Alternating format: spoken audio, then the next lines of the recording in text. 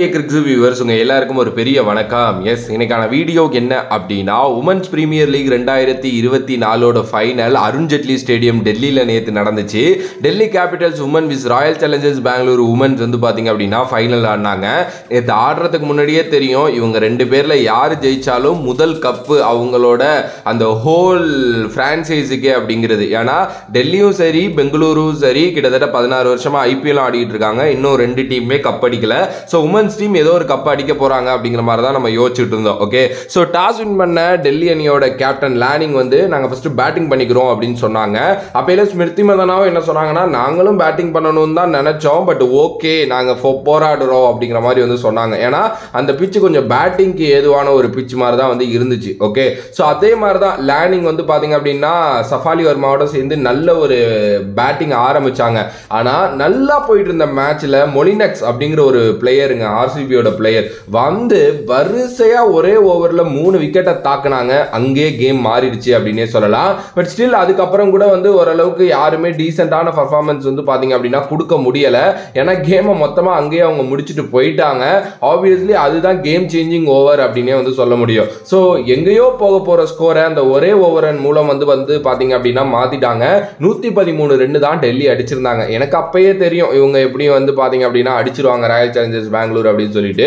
But ஆனால் match அதுக்கப்புறம் வந்து பார்த்தீங்கன்னா நடந்துகிட்டு இருக்கிறப்ப வந்து கொஞ்சம் அந்த பிச்சு தான் சொன்னேன்ல, செகண்ட் பேட்டிங் பண்ணுறதுக்கு ஸ்லோவாக இருக்குன்ட்டு அப்படி இப்படின்னு பண்ணி 19.3 ஓவரில் கேமை வந்து பார்த்தீங்க அப்படின்னா முடிச்சாங்க.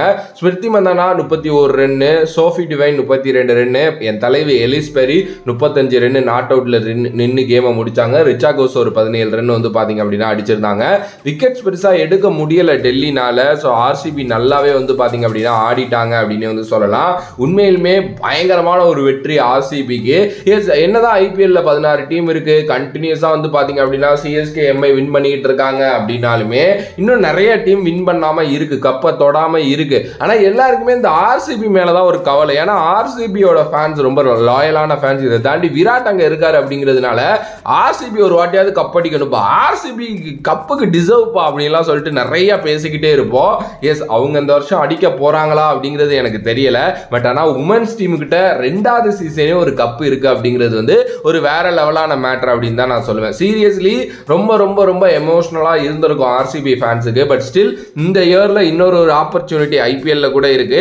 நல்லா விளையாண்டாங்க அப்படின்னா ஆர்சிபி டெஃபினெட்லி கப் அடிக்கலாம், அதுல எந்த ஒரு மாற்று கருத்தும் இல்லை. அண்ட் ரொம்ப நல்ல game actually. Smriti Mandhana, Ellyse Perry எல்லாருமே இந்த டோர்னமெண்ட்டே நல்லா விளையாண்டுருக்காங்க.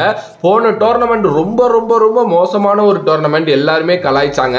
அங்கேருந்து ஒரு பெரிய கம்பேக் கொடுத்து இந்த டோர்னமெண்ட்ல கப் அடிச்சது பெரிய விஷயம். குறிப்பா எலிஸ் பெரி சிங்கிள் ஹேண்டடா அவங்க நின்று நிறைய மேட்ச் ஜெயிக்க வச்சிருக்காங்க, இன்க்ளூடிங் அந்த செமிஃபைனல் முதற்கொண்டு நான் சொல்லுவேன். ஸோ ஃபைனல்லே அவங்க நல்லா ஆடி இருக்காங்க. ஒரு ஒர்த் பை. அண்ட் அவங்க எவ்வளோ வேர்ல்டு கப் வச்சிருக்காங்க, கூட இந்த ஒரு கப்பையும் இப்போ ஆட் பண்ணிட்டாங்க. ஒரு கம்ப்ளீட் சர்க்கிள் ஆயிருச்சு அவங்கள்ட்ட அந்த கப்போட அந்த ரேஷியோ அப்படின்னு நான் சொல்லுவேன். எஸ், வேற மாதிரி இருந்துச்சு. நீங்க பாத்தீங்களா? உங்களோட கருத்து இதை பத்தி என்ன அப்படின்ட்டு கமெண்ட் பண்ணுங்க.